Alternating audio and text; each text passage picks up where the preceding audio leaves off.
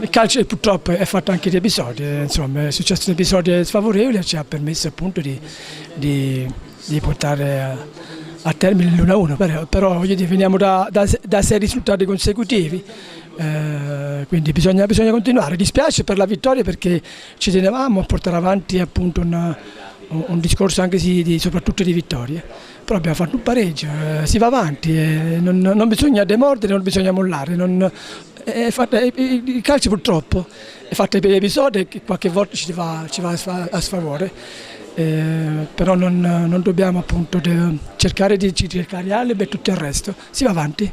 Non è la prima volta però che succede, magari penso alla gara con il San Sepolcro.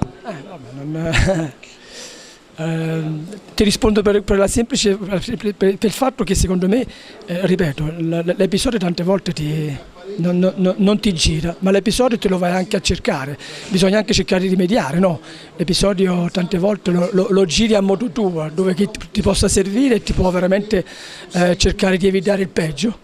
Evidentemente la squadra sotto questo aspetto qui deve crescere. Però ripeto, noi veniamo da 6 risultati consecutivi, quindi andiamo avanti, il nostro cammino per la salvezza va avanti. Un altro passettino. Un piccolo passettino, l'importante è muovere sempre. Ci siamo un po' abbassati il secondo tempo, ci siamo un po' rilassati, loro ufficiavano un po' di più, però a livello di atteggiamento secondo tempo bisognava dare qualcosa in più per portare a casa 3 punti e poi al di là degli errori, degli sbagli si doveva fare di più. A livello di atteggiamento, di salire un po' di più per portare a casa 3 punti.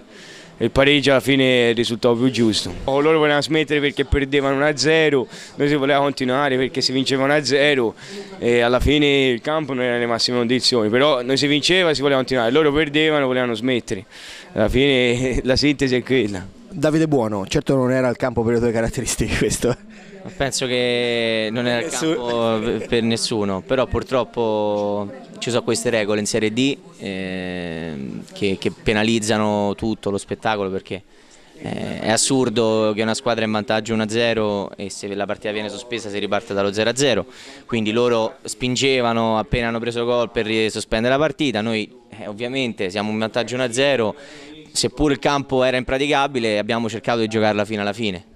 Il gol poteva venire solo da una palla inattiva e puntualmente l'abbiamo preso su palla inattiva, la palla inattiva battuta male, poi c'è stato un infortunio, però insomma sono cose che possono capitare. Io ho visto tutta una pallonata, cioè penso che la palla più bassa era, non lo so, 3 metri forse, quindi è stato tutto un rinvio. 2 tocchi, uno per alzarsi il pallone e uno per tirarla, quindi insomma, però noi l'abbiamo voluta giocare perché tutti al nostro posto avrebbero fatto la stessa cosa e ci prendiamo il pareggio perché poi sapevamo che sono campi comunque brutti e su campi brutti può succedere qualsiasi cosa, una scivolata, un infortunio, però noi l'abbiamo voluta giocare e quindi è giusto insomma che adesso accettiamo il pareggio.